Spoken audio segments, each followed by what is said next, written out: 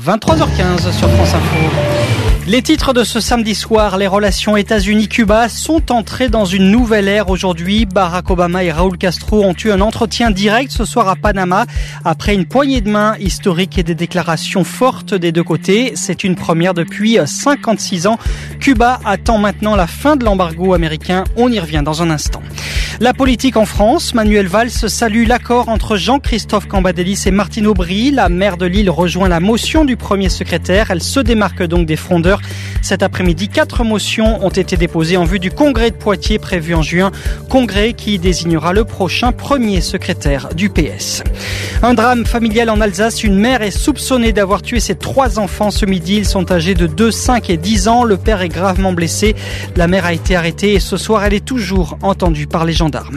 Un homme en garde à vue à Paris depuis hier. Il est soupçonné d'un viol et de plusieurs agressions sexuelles sur des fillettes de 12-13 ans. Il repérait ses victimes à la sortie des collèges.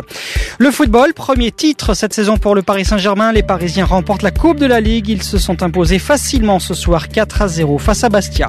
Et puis le rugby, Toulon prend seul les commandes du top 14. Les Varois se sont imposés à Grenoble 35-24 cet après-midi alors que Clermont a perdu à domicile face à Oyonnax. Les autres vainqueurs du jour sont Brive, Toulouse et Castres. Match nul entre le Racing Métro et Montpellier. France Info.